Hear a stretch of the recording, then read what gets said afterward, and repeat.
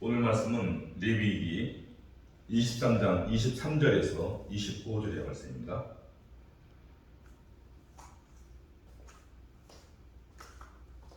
레위기 23장 23절에서 25절까지의 말씀입니다. 찾으신 줄 알고 제가 봉독해 올리겠습니다. 여호와께서 모세에게 말씀하여 이르시되 이스라엘 자손에게 말하여 이르라. 일곱째 달 곧 그 달 첫날은 너에게 쉬는 날이 될지니 이는 나팔을 불어 기념할 날이요 성물이라.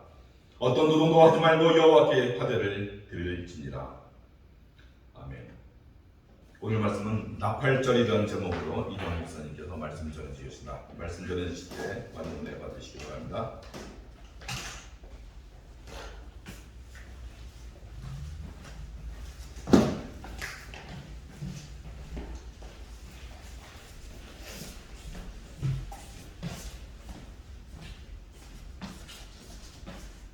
할렐루야. 우리 하나님 앞에 기도드리고 말씀을 선포하도록 하겠습니다. 은혜가 많으신 하나님 아버지, 오늘 이 주일도 허락해 주신 하나님의 은혜를 감사드리며 찬양을 드립니다. 하나님 아버지, 이 시간에 또 하나님 앞에 예배드리기까지 저희들 주님 앞에 지은 모든 죄를 돌아가게 하시고 하나님의 보좌 앞에 단대히 나아갈 수 있는 은혜를 허락하여 주시옵소서. 또한 그러한 은혜를 주신 하나님을 찬양합니다. 하나님 아버지, 오늘 말씀을 선포하려 할 때 성령님 인도하여 주시고 사람의 지혜나 사람의 지식이 나오지 않도록 하여 주시고 성령님 운행하여 주셔서 성령의 능력으로 선포되는 말씀 되게 하여 주시옵소서. 예수님 이름으로 간절히 기도드리옵나이다. 아멘. 할렐루야.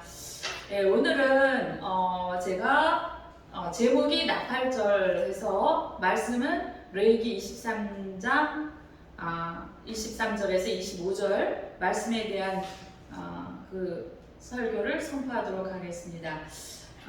성경에 이제 절기가 있잖아요. 근데 이제 그 성경의 절기가 굉장히 중요한데 사실 오늘 그러니까 이제 우리가 이제 안식일을 대신해서 주일날 예배를 지금 드리고 있는데 예전에 토요일날 안식일이었잖아요. 그래서 매주 일주일에 한 번씩 드리는 이 귀한 성에도 절기에 들어갑니다. 그래서 하나님이 이제 많은 그런 여러 가지 절기를 우리에게 명령을 하셨는데 이 성경의 절기는 하나님의 시간표입니다.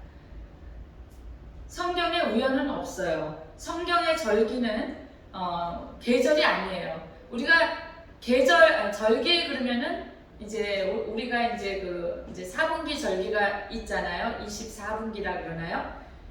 그런데 여기서 성경의 절기는 계절을 말하는 것이 아니고 히브리어로 절기를 모에딤이라고 하는데 이 모에딤의 그 의미나 뜻은 정해진 시간, 정해진 시기 그런 뜻이 있습니다. 그래서 그 정해진 시간이나 정해진 시기에 하나님의 거룩한 날에 하나님과 만나는 약속을 의미하는 날이 바로 절기입니다. 또 이 모에딤 단어 속에는 어떤 뜻이 있냐면 회중이라는 뜻이 있어요. 회중. 그래서 이 두 단어를 결합해서 연결해 보면 회중이 정해진 시간에 함께 모이는 것을 절기라고 합니다.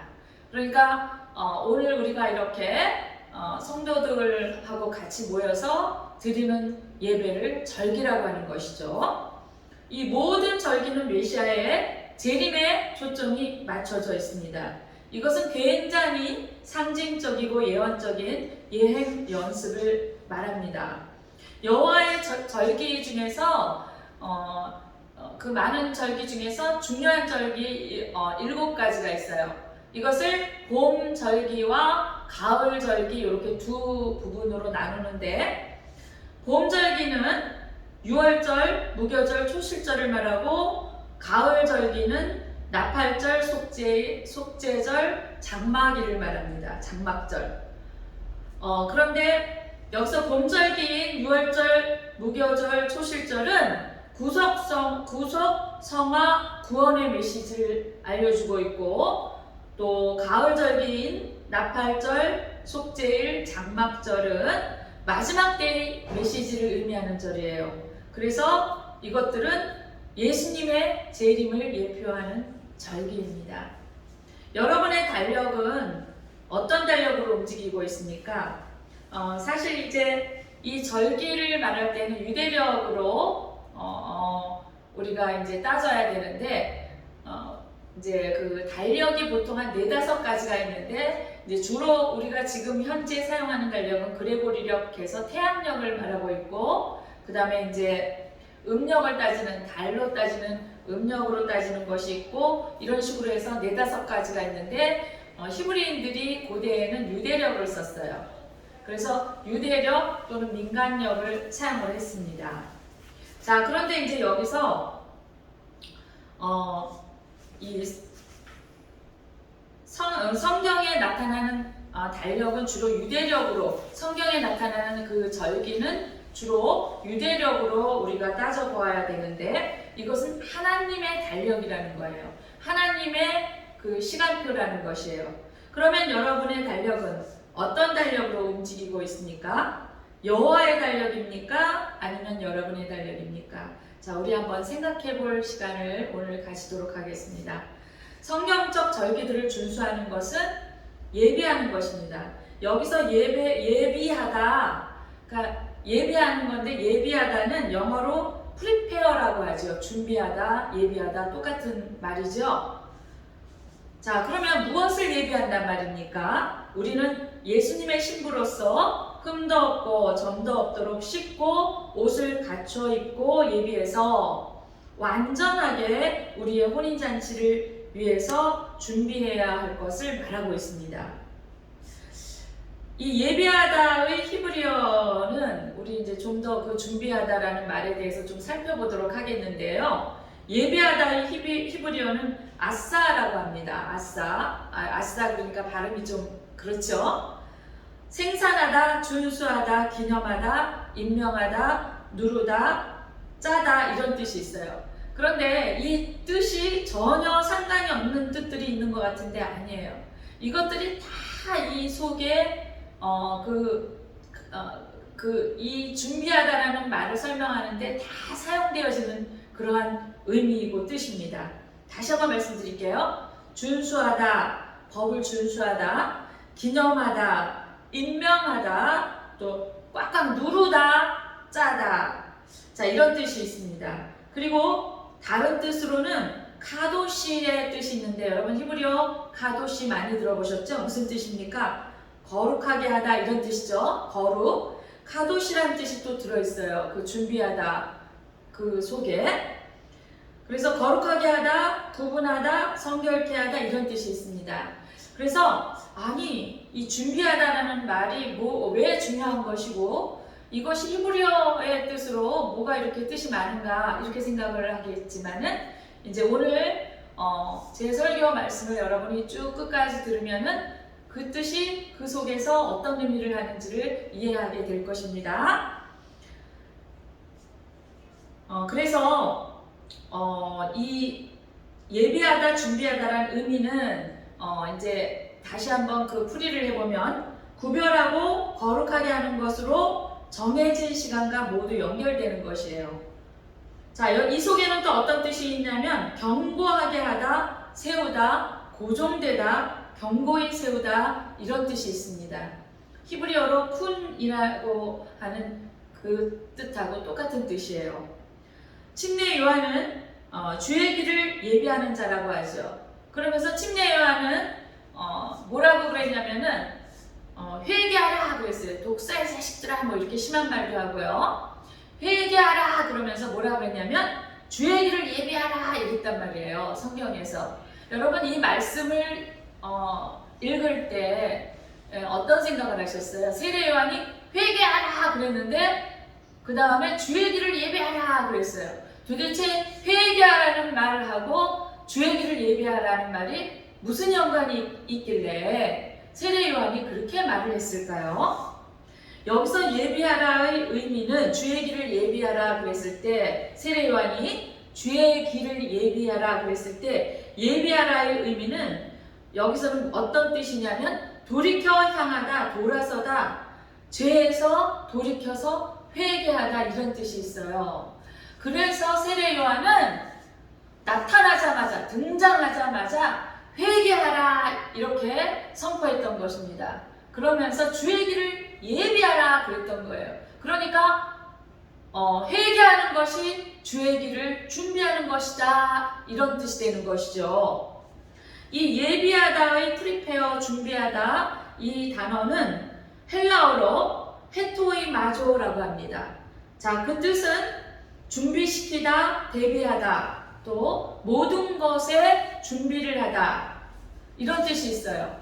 그러므로 이 준비라는 의미는 모든 이런 정의들을 합쳐보았을 때 어떤 뜻이 있냐면 이렇게 이제 풀이가 될 수가 있어요. 거룩하지 않은 것으로부터 멀어지고 돌이켜 돌아서 거룩하고 구별되고 견고하게 세워지고 정해지고 고정된 것을 생산하고 준수하고 기념하고 그리고 질서를 회복하는 것입니다.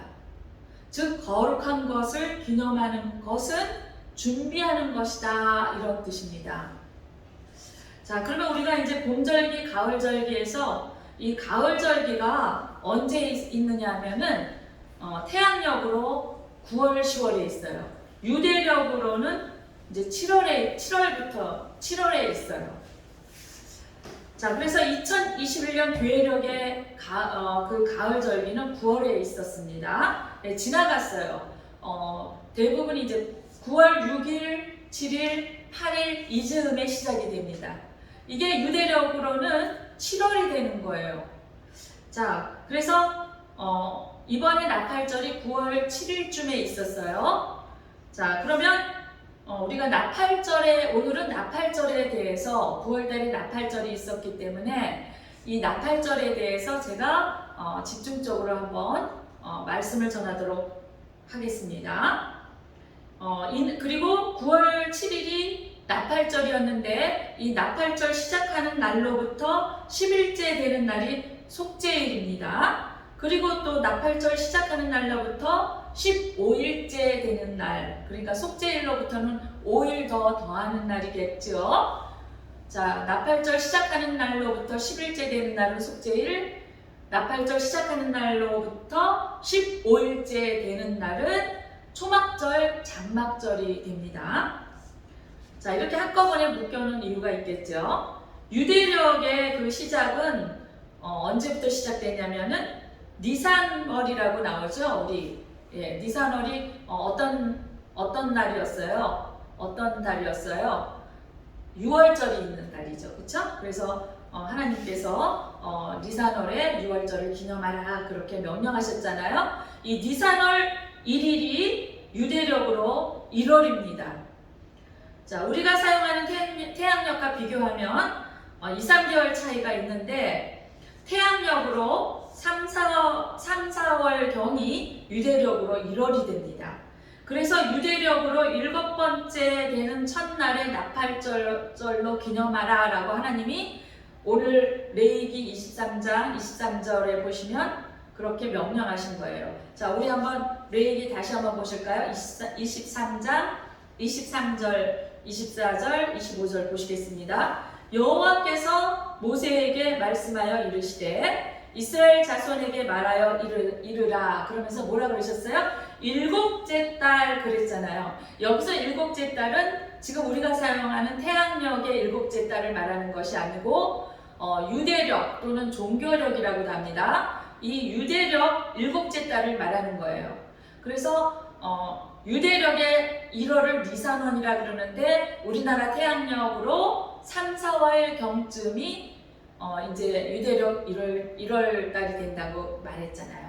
그래서 올해 9월 달이 나팔절 7월 달이 되는 거예요. 그래서 자, 24절 계속 보십니다. 이스라엘 자손에게 말하여 이르라. 일곱째 달 곧 그 달 첫날은, 그러니까 유대력 7월 1일이 되는 거예요. 너희에게 쉬는 날이 될지니 그랬어요. 기념하는 날이라는 거죠. 이는 나팔을 불어 기념할 날이여 성해라. 그래서 이 나팔절의 히브리어 뜻은 어떤 뜻이냐면 로시 하샤냐, 그러니까 하샤냐는 새해를 말해요. 새해, 한 해를 말하고 그 다음에 로시는 머리예요. 그러니까 한 해의 머리. 그래서 이 7월달이지만 유대력으로 7월달이지만 마치 우리나라가 1월 1일에 새해를 기념하는 것처럼 새해로 기념하라고 7월달이지만 하나님께서 새해를 기념하라고 지금 명령하고 있는 거예요. 그런데 어떻게 기념하는지 방법을 가르쳐 주었죠? 어떻게 기념하라고 그랬어요? 나팔을 불어서 기념할 날이요 성회라 그랬어요. 그러니까 나팔을 부는 날이에요. 그러니까 새해 벽두가 쫙 이렇게 밝아오면은 그때 두 증인들이 기다렸다가 나팔을 100번 불어요. 뚜뚜뚜뚜 그러면서. 자, 그래서 이것은 용트로아, 그래서 나팔을 부는 날, 그런 이름도 있습니다. 자, 25절 보시면 어떤 노동도 하지 말고 여호와께 화제를 드릴지니라. 그러니까 안식일날 노동을 하지 말라 그런 것처럼 이날도 안식일처럼 성회로 지켜라 이렇게 명령하신 것입니다. 자, 그래서 이날은 새해를 기념하는 날로 로시 하샤냐. 하샤냐는 한 해를 말하고 로시는 머리예요. 그러니까 한 해의 시작이라는 뜻이죠. 새해라는 말이죠. 한 해의 시작, 새해. 자, 이날이 되기 전에 두 주인이 이틀 전부터 하늘을 바라보며 관찰을 합니다. 이때는 특히 어두컴컴함이 짙은 날이래요. 유별나게 캄캄한 날이래요.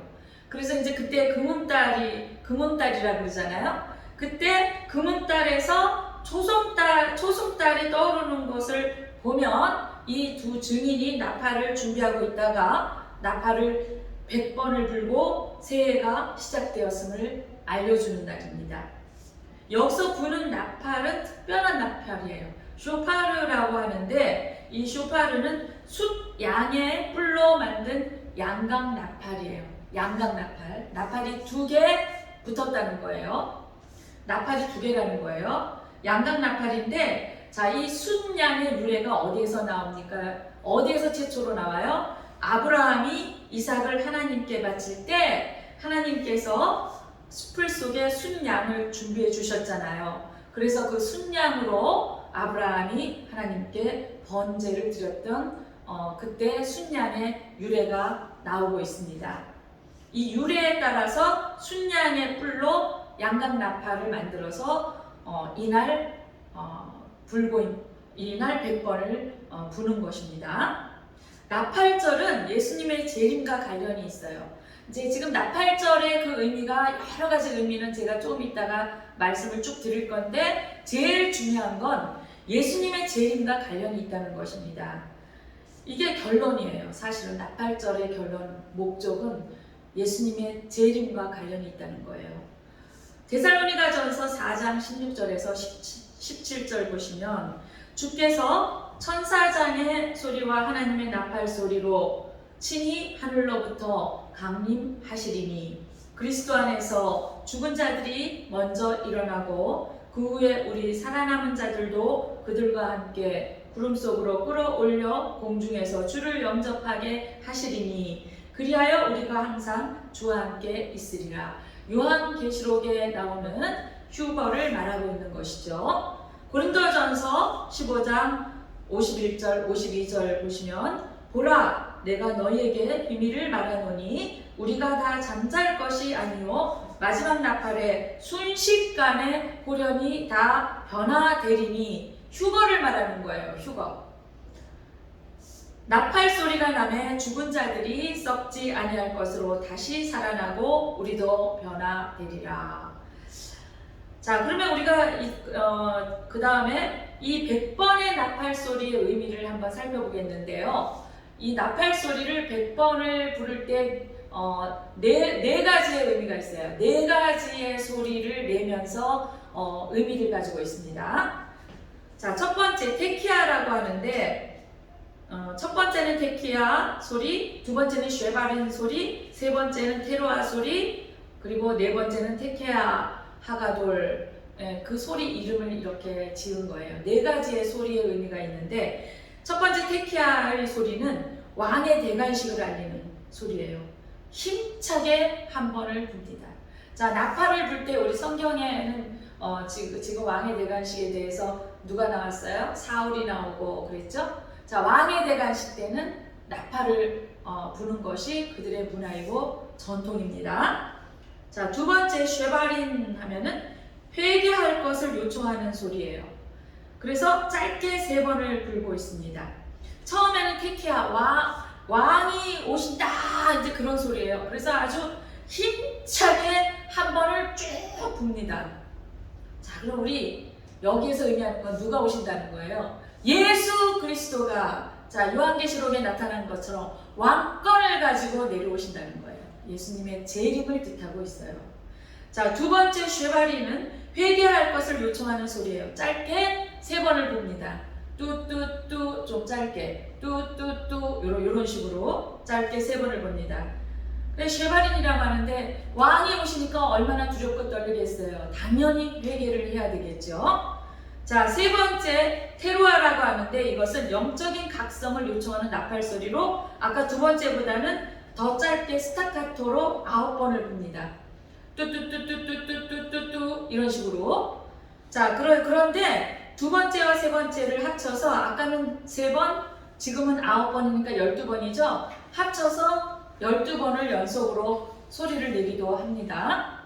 자, 에스겔서 33장 4절에 보시면 그들이 나팔 소리를 듣고도 정신 차리지 아니하므로 그 임하는 칼에 제거함을 당하면 그 피가 자기의 머리로 돌아갈 것이다. 이런 말이 있어요. 영적인 각성을 가져야 된다는 거예요. 영적인 각성을 가져야 된다는 소리가 지금 3번째 소리 테루아입니다. 그래서 짧게 아주 급박하게 부르는 소리죠. 뚜뚜뚜뚜뚜 이런 식으로 스타카토로 급하다, 빨리 회개해라, 빨리 피하라 이런 소리가 되겠죠. 자, 그 다음에 네 번째로 마지막인데 이것은 테케아 하가돌. 그래서 첫 번째도 한 번을 불었어요. 힘차게.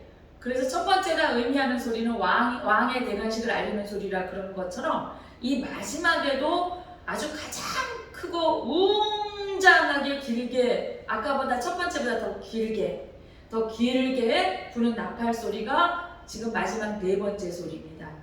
웅장하게 크게. 자, 이것은 무엇을 상징하고 있냐면 하나님의 음성을 상징을 합니다. 실제로 계시록 1장 10절에는 어떻게 나오냐면 주의 날에 그랬어요. 여러분 우리 스가랴나 말라기 이렇게 마지막 구약의 그 마지막 때 그 선지자들이 말한 그 공통점이 뭐예요? 주의 날을 말했어요. 주의 날. 바로 심판날. 심판날은 무슨 날이 되느냐 하면은 예수님이 재림하는 날. 예수님이 재림하는 날은 교회가 신부이기 때문에 예수님은 신랑이 되어서 예수님이 신부를 데려가는 날입니다. 어디로? 하늘의 처소로 데려가는 날. 왜 데려갈까요? 혼인식을 치르려고 데려가는 날입니다. 그래서 혼인잔치가 있는 날이 되겠죠. 자, 그래서 이 주의 날의 의미가 아주 깊습니다. 계시록 1장 10절에 주의 날에 내가 성령에 감동되어 내 뒤에서 나는 나팔 소리 같은 큰 음성을 들으니 그랬어요.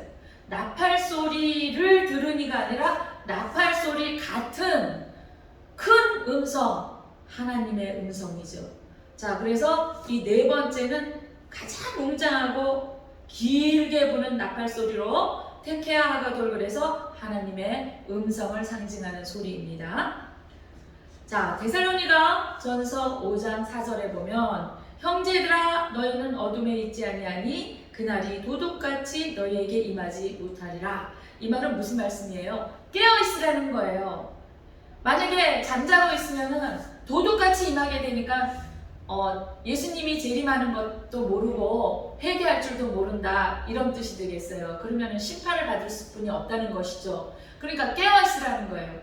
그런데 자, 이 말을 잘 우리가 살펴보면 형제들아 너희는 어둠에 있지 아니하니 그날이 도둑같이 너희에게 임하지 못하리라 그러면은 야, 깨어있는 사람은 예수님이 오는 날을 아는 거 아닌가 이렇게 생각하시겠죠. 그런데 예수님은 뭐라 그랬어요?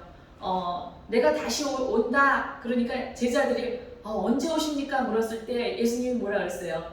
아버지만 아시고 그때와 하시는 시간은 아무도 모른다. 나도 모른다. 그렇게 대답하셨잖아요. 자, 그럼 데살로니가 전서 5장 4절은 무슨 말씀인가 하면은 깨어 있으라는 거예요. 정확한 시간은 모르지만 깨어 있으면 시기적으로 시대를 분별하라 그랬잖아요. 그래서 깨어 있어서 시기와 시대를 분별하면 예수님이 어느 정도 언제쯤 오실지는 알 수 있다는 것을 뜻하고 있는 말씀입니다. 깨어 있으라는 것입니다. 자, 그럼 우리가 그 다음에는 나팔절에 대해서 여러 의미가 있는데 제가 말씀을 드릴게요. 이 나팔을 불 때, 나팔의 의미죠. 나팔의 의미는 나팔을 불 때는 전쟁 시에 군대를 소집할 때, 또 희년이 시작될 때, 희년 안식년이죠. 7년마다 돌아오는 안식년이 시작될 때, 또 왕의 대관식 때, 그리고 이스라엘 사람들은 결혼식 할 때도 나팔을 불었어요. 또 흩어진 이스라엘을 소집할 때 이렇게 나팔을 불었어요. 자, 흩어진 이스라엘을 소집할 때는 땅 사방에 흩어져 있는 잃어버린 양들을 마지막 때에 다시 모으신다는 것을 의미하고 있어요. 이처럼 이 나팔절은 의인들이 부활하는 날이고 왕권을 가지고 오신 예수님이 그리스도의 신부인 교회를 데려가심으로 메시아의 결혼식이 시작되는 날이기도 합니다. 자, 그러면 반면에 의인들은 영생에 그랬죠? 그러면은 죄인들은 어디에? 아시죠? 죄인들은 심판을 받는 날입니다. 믿지 않는 자들, 세상에 있는 자들은 그날이 믿는 자들에게는 그날이 잔칫날이 되고 반대로 똑같은 날 어떤 일이 일어난다는 거예요. 믿지 않는 자들, 세상에 있는 자들은 심판날이 된다는 거예요.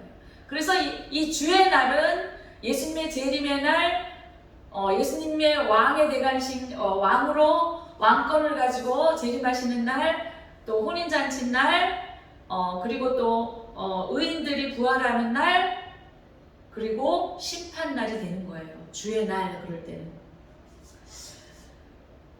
그러면 이 예수님이 재림할 때는 이렇게 혼인잔치가 이제 교회를 신부로 의미했기 때문에 이제 이렇게 휴거가 일어나고 그래서 공중에서 혼인잔치가 일어나는 날을 상징하기도 하는데 이 나팔절에서 가장 중요한 의미는 바로 예수님의 재림을 의미하고 그리고 그 예수님의 재림은 혼인잔치와 관련이 깊다고 그랬습니다. 그러면 이 말씀을 더 잘 이해를 하려면 우리는 그 이스라엘 문화, 히브리 문화를 먼저 잘 이해를 하고 있어야 이 말씀이 더 깊게 이해가 갑니다. 그러면 이스라엘의 그 고대 전통 결혼식이 어땠는지 우리가 이해를 하면은 지금 오늘 나팔절에 대해서 더 우리가 깊이 있게 이해가 되겠죠. 이스라엘의 결혼식에 대해서 제가 한번 말씀드리겠습니다. 창세기부터 계시록까지 이 하나님과 우리 사이의 결혼 계약서예요. 여러분 그런 말들 많이 들어봤죠. 이 성경은 하나님의 언약인 서약서란 얘기예요. 하나님이 우리에게 약속해 주신 서약서. 근데 그냥 단순한 서약서가 아니라 마지막에 데리러 오겠다. 그래서 혼인잔치를 하겠다는 결혼 서약서가 바로 성경이 되는 거예요. 그래서 이 성경은 창세기부터 계시록까지 결혼 계약에 관한 것입니다. 이 결혼 계약서, 서약서를 히브리어로 케투바라고 해요. 모든 것이 신부가 신랑을 맞이하기 위해 자신을 준비하는 것에 대한 것입니다. 그래서 우리가 성경을 잘 몰랐을 때는 굉장히 좀 자기 중심적으로 믿기도 하고 이기적으로 믿기도 하고 또 기복적으로 믿기도 했지만 이제 점점 더 성경을 깊이 있게 알면 알수록 우리가 가장 먼저 말씀이 적용되어야 할 것이 어디냐면은 가정인 거예요. 그 중에서 부부관계가 되는 거예요. 왜냐하면은 하나님은 그 가정을 통해서 가정에 부부관계, 이 결혼 생활을 통해서 하나님의 예언적 말씀을 선포하고 있는 것을 우리가 느껴야 됩니다. 알고 있어야 됩니다. 그것을 깨달아야 된다는 거예요. 그러면 이 결혼식이 어떻게 이루어졌느냐면 이제 그 순서가 있는데, 첫째로 시두키네라고 해서 신부가 아버지에 의해서 선택되는 과정입니다. 고대 히브리인들은 우리도 옛날 시대, 뭐 고려 시대, 조선 시대, 뭐 백조 시대 이제 그런 때가 있었잖아요. 본인이 신부를 택하지 못해요. 그런 것처럼 고대 이스라엘도 본인이 택하지 못하고 아버지가 신부를 택합니다. 그래서 말씀해 보시면 아브라함이 신부를 고를 때 하는 방식이 그랬습니다. 자기 종한테 뭐라 그랬어요? 내 고향 내 족속에게로 가서 내 아들 이삭을 위하여 아내를 택하라. 그러면서 그래서 이제 종이 아니 무작정 가서 어떻게 여자를 골라옵니까? 그랬더니 걱정하지 마라. 그러면서 하나님께서 다 예비하셨다고 아브라함이 믿음으로 말을 하잖아요. 그리고서는 그 종에게 약속의 의미로 자기 허벅지에 손을 넣어서 이제 약속을 지키게 하잖아요. 이제 허벅지에 손을 넣는 것은 그 당시에도 약속을 지키는 방식이었어요. 자, 그 다음에 두 번째로 케투바라고 해서 조금 아까 말씀드린 거 결혼 계약서를 합니다. 신랑의 결혼을 위한 서면 약속과 요구 조건들, 이 요구 조건들이 뭐냐면요, 실제로 토라라고 해요. 자, 토라는 뭐였어요? 모세오경, 성경 말씀을 토라라고 하죠. 히브리어로 모세오경이, 특히 그 중에서 모세오경을 토라라고 해요. 그렇죠? 그런데 이 고대 히브리인들이 결혼할 때 이 케투바 결혼 계약서에 일일이 이렇게 약속의 말을 적어 놓은 것을 뭐라 그랬냐면 토라라고 했다는 거예요. 여러분 놀랍죠? 이것은 요구 조건들과 지침들과 약속 사항입니다. 지금 하나님이 요구 조건들, 지침사항, 규율, 약속 사항을 쭉 우리에게 이렇게 주셨잖아요. 그리고 이제 또 샘플을 많이 주었죠. 다윗은 이랬고 사울은 이랬고, 누구는 어떤 왕은 다윗의 길을 따라가다가 칭찬받았고 어떤 왕은 사울을 따라가다가 심판받았고, 이런 샘플이 쭉 나오잖아요. 이 샘플을 왜 두는 거겠어요? 아주 적나라하죠. 굉장히 적나라하죠. 예, 우리가 이렇게 연약하고 우리로서는 의롭게 될 수 없다는 것을 말하는 거예요. 그래서 전적으로 이 약속의 말씀을 지키고 하나님만을 의지하라는 그런 뜻이 되는 거죠. 자, 그 다음 세 번째 모할이라고 있는데, 이것은 지참금을 말합니다. 이 지참금은 신랑이 주는 것이에요. 그런데 이제 오늘날에도 그런 게 있는데, 뭐 베트남 여자하고 결혼할 때, 뭐 이렇게 외국 여자하고 결혼할 때 뭐 지참금을 그 신부의 가족들한테 주는데, 이제 어떻게 보면은 참 그 여자를 파는 것 같은 그런 기분 나쁜 생각도 들 수가 있는데, 원래는 지참금이라는 것은 그런 뜻이 아니고 감사의 의미로 대가로 주는 거예요. 신부를 그동안 그렇게 잘 키웠군요 하고 감사의 그런 의미로. 그래서 그 얼마나 가족들이 서운하겠어요. 그렇죠? 그렇잖아요. 막 울잖아요. 지금도 이제 신랑 집은 별로 안 울어요. 그렇죠? 우는데 거의 못 봤어요. 근데 신부 집은 거의 울잖아요. 그게 왜 그래요? 그렇게 곱게 키워가지고 남한테 주니 얼마나 아깝고, 그것도 또 가서 잘 살면 괜찮은데, 우리나라는 얼마 전까지 유교 전통주의가 있어가지고 남아선호 사상이 남아있고 가부장적인 그런 제도하에 있었기 때문에 여자들이 고생을 하잖아요. 그렇게 애지중지 키워가지고 남의 집에 보냈는데, 그쵸? 굉장히 불공평한 일이 많잖아요. 어쨌든 그런 의미로 대가를 치러주는 거예요. 그래서 지참금을 신부의 가족들한테 주는 것입니다. 자, 그 의미는 지참금을 이제 고맙다는 대가로 주면서 신부의 집에서 신부를 자유롭게 한다는 의미가 있어요. 그러면서 여기서부터 정혼이 시작되는 것입니다. 근데 이제 약속을 하는 거예요. 우리나라식으로 치면 약혼을 하는 거예요. 근데 우리나라도 옛날에는 약혼은 결혼식과 마찬가지였어요. 얼마 전까지, 한 20년 전까지도 약혼식은 결혼하는 거랑 똑같다고 그랬어요. 자, 그래서 그런 의미로 지금 이제 정혼이 시작되는 거나 마찬가지예요. 결혼은 아직 하지 않았는데 이렇게 서로 결혼 서약을 하고 서약서를 나누고 지참금을 주고 신부를 데려오는 약속을 하는 이 순간부터 이제 결혼한 거나 마찬가지로 대해주는 거예요. 메시아의 피로 지불된 이 계약금을 메시아는 예수님은 최고의 대가를 지불하셔서 우리를 죄와 사망에서 자유롭게 해주셨습니다. 메시아의 피로 대가를 치러주셨죠.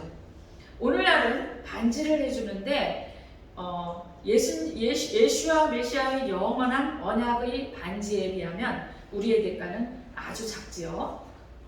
네 번째로 미크바라고 합니다. 미크바 침례 예식이 있습니다. 자, 우리가 이제 결혼식을 할 때 여러분 다 기억하시겠지만 청년들은 아직은 이제 아니지만 당연히 어때요? 다 성결하게 그렇게 준비하고 단장하고 목욕하고 그러잖아요. 자, 겉으로만 하는 것이 아니죠. 그리고 이제 평생 가정을 이루어서 살 건데 얼마나 다짐을 하겠어요. 그 사이에 다른 여자를 만나겠습니까? 그럴 수가 없죠. 그죠? 또 다른 남자를 만나겠습니까? 그렇게 될 수가 없죠. 자, 그래서 침례 예식이라고 하는데 공식적으로 정혼이 시작되기 전 신부 신랑 양쪽은 영적 순결과 정결의 상징으로 침례를 행합니다. 예수와께서 공생애를 시작하기 전에 자, 요한에게 무엇을 받았어요? 침례를 받았죠. 예, 그 의미가 관계되어 있습니다. 자, 다섯 번째로 후파라고 하는데 캐노피 그 침례를 이제 캐노피라고 한다 그랬잖아요. 죄송해요. 후파라고 하는데 그 침례 후에 신랑은 신방을 준비하러 갑니다. 이 신방을 후파라고 해요. 후파. 자, 신방을 준비하러 가는데 자, 우리나라나 뭐 외국에도 어때요? 대부분 뭐 안 그런 나라도 간혹가다 있다고 듣긴 들었는데 대부분 어때요? 신랑이 이제 살 집을 마련을 하죠. 자, 그래서 이것을 후파라고 합니다. 신방을 준비합니다. 신랑은 신방을 준비하기 위해서 약속을 해놓고 이제 침례식까지 하고 나서 그 후에 사라집니다. 왜 사라진다 그랬어요? 신방을 준비하러 간 거예요. 그럼 미리 준비해놓고 그냥 바로 그날 해버리지. 그게 아니라 이러한 순서가 이들의 그 전통이었다는 거예요. 자, 그러니까 이런 그 순서대로 이렇게 질서대로 준비하는 거는 왜 그러겠어요? 그만큼 이 결혼식을 소중하게 여기기 때문에 신중하게 준비한다고 볼 수가 있겠죠. 자, 그래서 신랑은 그 후파 신방을 준비하러 이제 어딘가에 가 있고 신랑의 아버지가 신부가 준비되었다라고 그렇게 말할 때까지 이제 신랑은 이제 준비를 열심히 하고 갑니다. 어떤 때는 이제 1년도 걸린다고 하죠. 우리 마리아하고 요셉을 보면은 시간이 오래 걸렸죠. 예, 정식 결혼을 하지 않고 지금처럼 이렇게 이제 이런 순서대로 이제 침례까지 한 거예요. 그리고 이제 말하자면 지금 우리나라처럼 약혼식까지 하고 이제 같이 정식으로 결혼식은 아직 올리지 않았지만 사람들을 초대해서 만찬도 잔치도 벌리지 않았지만 일단은 부부 사이로 공식적으로 인정을 받은 시기예요. 그래서 둘이서 떠나잖아요. 그럴 때 예수님을 임신하셨고 예수님이 탄생하셨죠. 그 시간이 짧진 않아요. 자, 그래서 신방을 준비해서 사라지고 이제 그러는데 예수님께서 뭐라 그러시냐면 그날과 그때는 나조차도 모르고 아버지만 아신다라고 말씀하신 게 바로 이런 말이에요. 그러니까 신랑이 다 준비될 때까지 아버지가 지켜보고 계시고 이제 아버지의 그 합격선에서 통과되면 준비 끝 이제 진행하라 이렇게 사인이 나와야만 되는 거예요. 그러니까 누구만 안다는 거예요. 신랑도 몰라요. 아버지의 허락만 기다리기 때문에. 누구만 알아요? 아버지만 안다는 거예요. 그날은. 그래서 예수님께서 말씀하신 게 이 말씀입니다. 신방이 그러면 준비되면 신랑이 와서 이제 신부를 데려갑니다. 요한복음 14장 2절 3절에 예수님께서 이렇게 말씀하셨어요. 내 아버지 집에 거할 것이 많도다. 그렇지 않으면 너희에게 일렀으리라. 내가 너희를 위하여 거처를 예비하러 가노니 이랬어요. 예수님이 신랑이라는 것을 알려주신 거예요. 가서 너희를 위하여 거처를 예비하면 내가 다시 와서 너희를 내게로 영접하여 나 있는 곳에 너희도 있게 하리라. 예수님의 재림을 말하고 있는 것입니다. 이것은 새 예루살렘에서의 혼인잔치를 말하고 있어요. 하늘에 있는 새 예루살렘에서의 혼인잔치. 오늘날의 결혼에서도 물리적으로 사용하는 속성들이 복음을 말해주는 것이에요.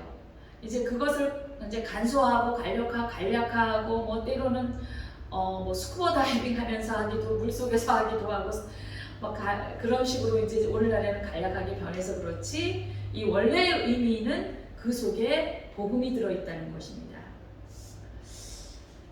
결혼식을 준비하는 그 과정에 그리고 부부관계 그리고 가정에 복음이 들어있다는 것이에요. 자, 그래서 에베소서 5장 31절 32절에 바울이 이렇게 말했죠. 바울이 이렇게 말했어요. 그러므로 사람이 부모를 떠나 그의 아내와 합하여 그 둘이 한 육체가 될지니. 부모를 떠나 이제 이것을 영적인 해석으로 보면은 이거는 율법이에요. 율법. 부모를 떠나 그의 아내와 합하여 자유인이 돼서 예수님과 혼인한다는 뜻이에요. 그 둘이 한 육체가 될지니. 이렇게 신랑 신부가 한 몸이 된다는 거예요. 이 비밀이 크도다. 나는 그리스도와 교회에 대하여 말하노라. 정말 비밀이 크죠. 이거를 어떻게 우리가 다 이해를 하겠어요? 그래서 에베소서 5장 31절 32절에 이 비밀이 크도다. 나는 그리스도와 교회에 대하여 말하노라. 부부관계에 대해서 말하고 있는 겁니다. 자, 여섯 번째는 이제 신랑이 거처할 것을 준비하러 떠나기 전에 신부에게 무엇을 주느냐 하면 뭐겠어요? 당연히 선물, 그죠? 혹은 어떤 표시를 줍니다. 자, 그냥 가겠습니까? 먼 길 가는데 어떤 표시를 줍니다. 선물 혹은 표시를 주는데 이것은 그녀를 생각한다는 것을 알게 하기 위해서입니다. 이 선물은 히브리어로 뭐가 되겠어요? 히브리어의 그 뜻으로 뭐가 되겠어요? 마탄이라고 하는데 은사죠. 은사. 성경에 나와 있죠. 은사, 선물이에요. 선물. 헬라어로 카리스마타 또는 카리스마. 예, 우리 저 사람 카리스마가 끝내줘 이러죠. 근데 이제 카리스마의 그 어원 유래가 여기에서 나온 거예요. 헬라어에서. 원래는 은사, 선물을 말하고 있습니다. 그러니까 보통 달란트죠. 사람마다 다 각 개인이 하나님이 주신 달란트가 있는데 이 달란트를 하나님이 선물로 주신 거잖아요. 그것을 헬라어로 카리스마라고 합니다. 하나님은 우리에게 보혜사 성령을 선물로 주셨습니다. 은사지요. 성령님에 의한 은사죠. 그냥 자기의 개인의 재능을 말하는 것이 아니라 성령님이 임하면서 주신 은사, 그것을 카리스마라고 해요. 은사를 왜 주셨을까요? 어디에 나와요? 고린도전서에 나오죠. 나를 드러내라고? 병 고쳤어? 하고 내가 고쳤어? 이렇게 뻐기고 다니라고 그랬을까요? 나 아주 하나님이 나 돈 많이 벌게 했어? 그러면서 하나님은 들어가는데 자기가 다 한 거야. 그쵸?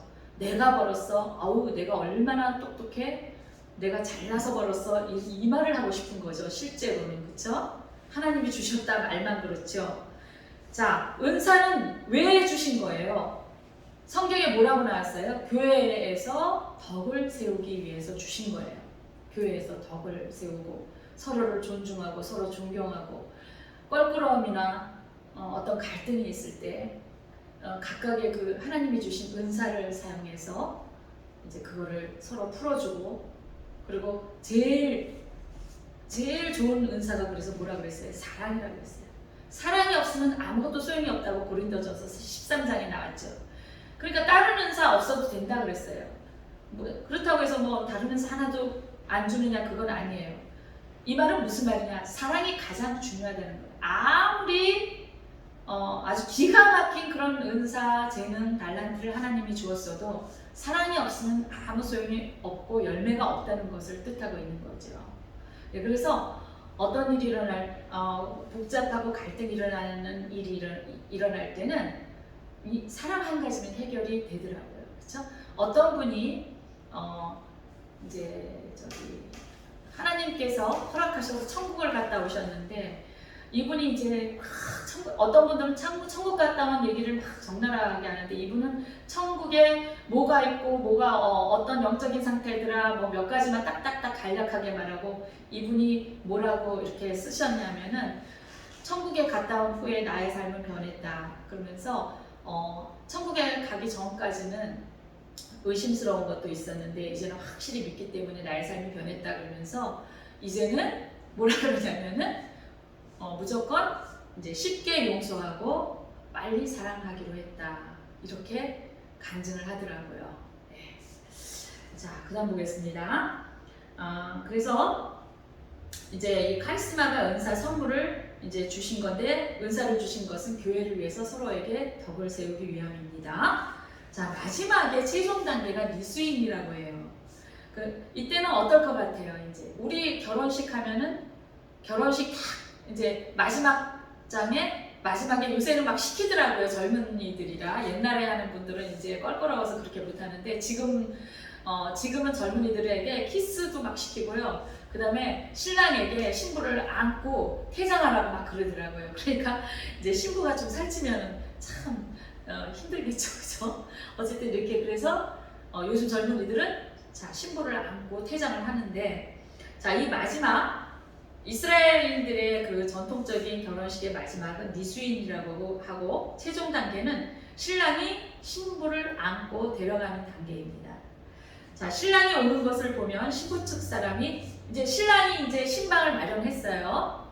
자 그래서 신방을 마련해 놓고 이제 옵니다. 자 그것은 이제 신부 측 사람이 이제 먼저 보고 신부 측 사람들이 막 이제 나팔을 불어요. 결혼식 때 나팔을 분다 그랬잖아요. 이때 나팔을 막 불어요. 이제 나팔을 불면 나팔을 여기서 소파르라 그래요. 소파르를 불어서 신랑이 오는 것을 알립니다. 신랑은 신부를 안고 새 집으로 데려와서 7일간의 허니문을 가집니다. 그리고 이제 그 마지막 7일 날에 초대한 손님들을 다 불러서 이제 만찬을 하고 잔치를 열고 이제 정식으로 이제 둘이 결혼한 것을 선포하고 결혼식은 끝이 납니다.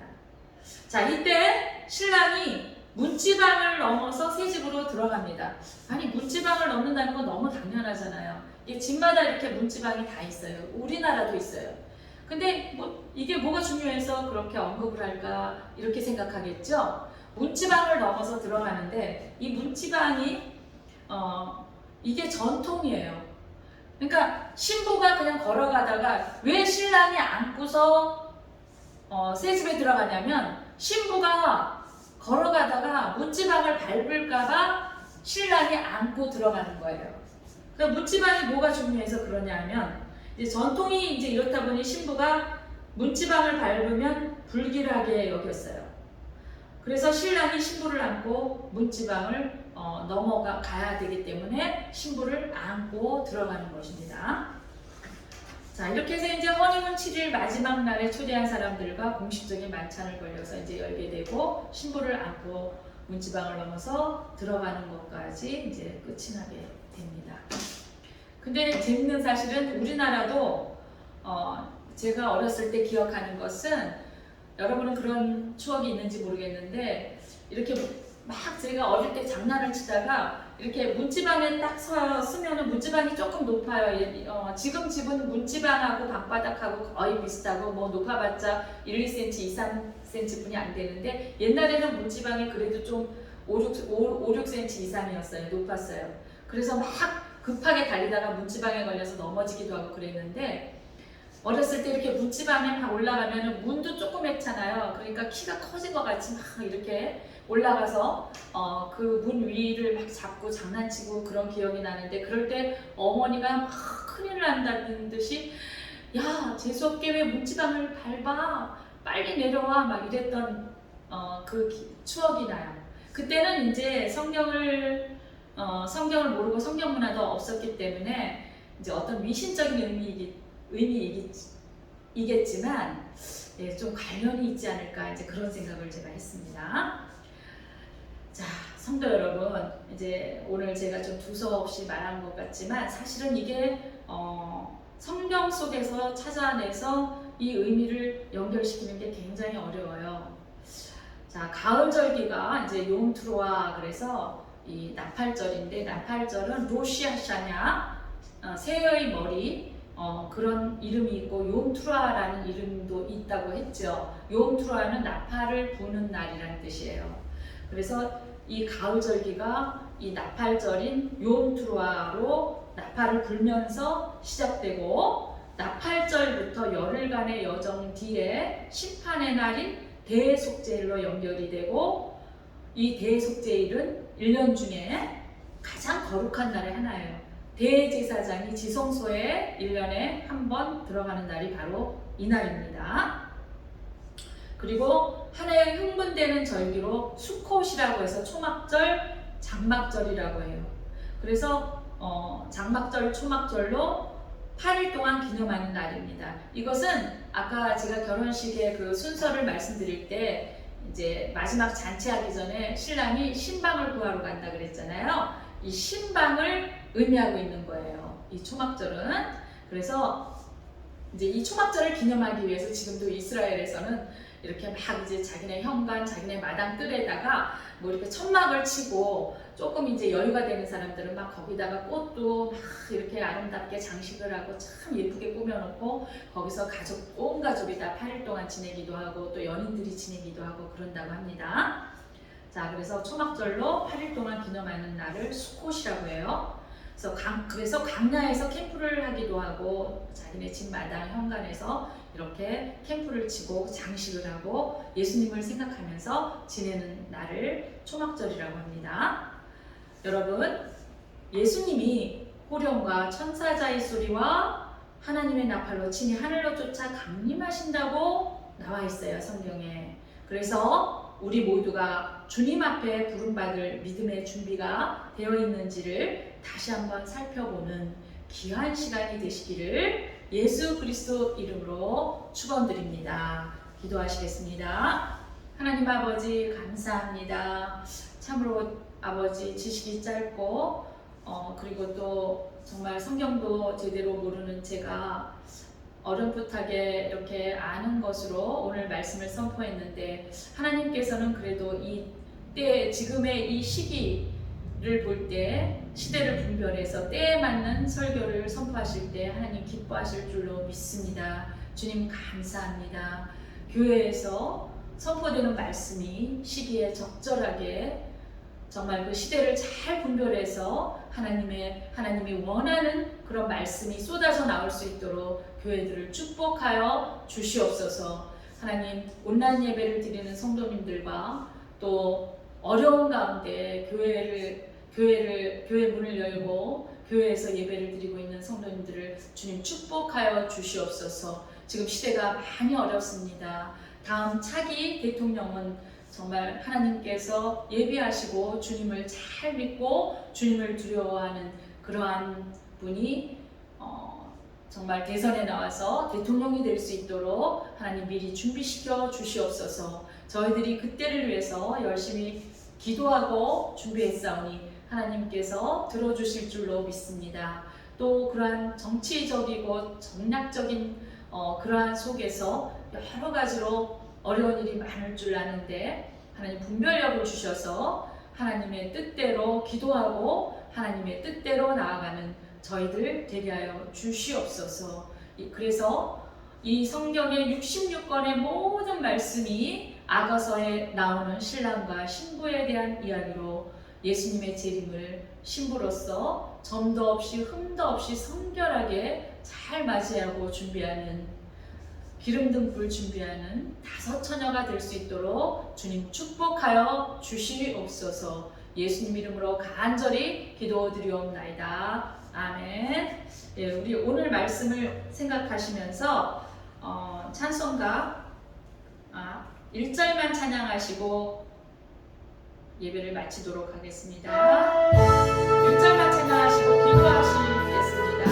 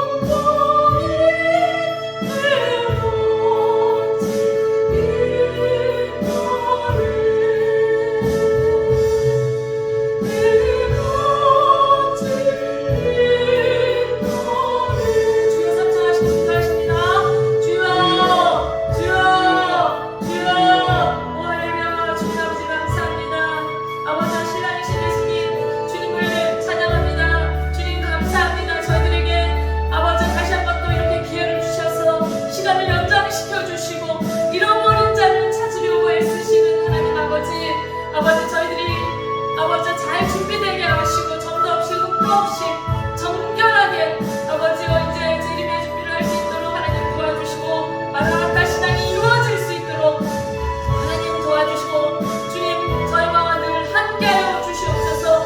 하나님 아버지 잃어버린 자를 찾는다고 하신 하나님 아버지 저희가 아버지 그 도구가 되기를 원합니다.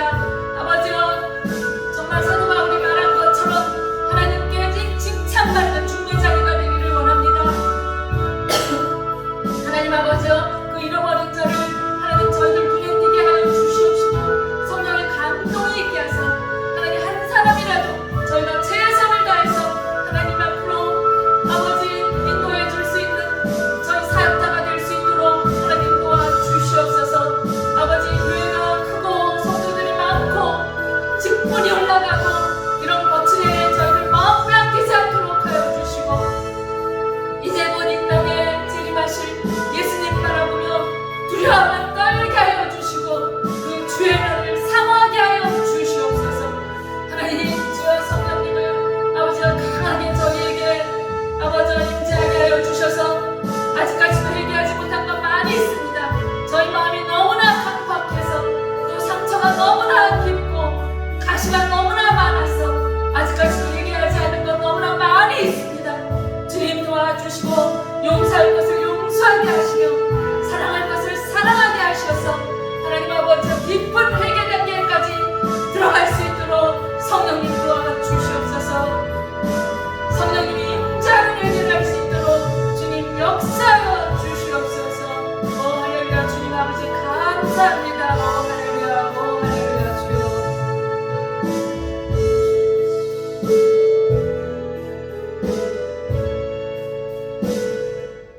이 모든 말씀 예수님 이름으로 간절히 기도드리옵나이다. 지금은 우리 주 예수 그리스도의 은혜와 하나님의 크신 사랑과 성령님의 감동 내주 교통하심이 지금 이 땅에서 시대적인 분별을 하며 고난과 고통을 당하고 있는 당신의 아름다운 신부들 위해 교회들 위해 이 나라 이 민족 위해 세계로 교회와 또 각종국 전도사님이 앞으로 세울 교회 그리고 수종교회 위에 지금으로부터 영원히 함께 있을지이다. 아멘.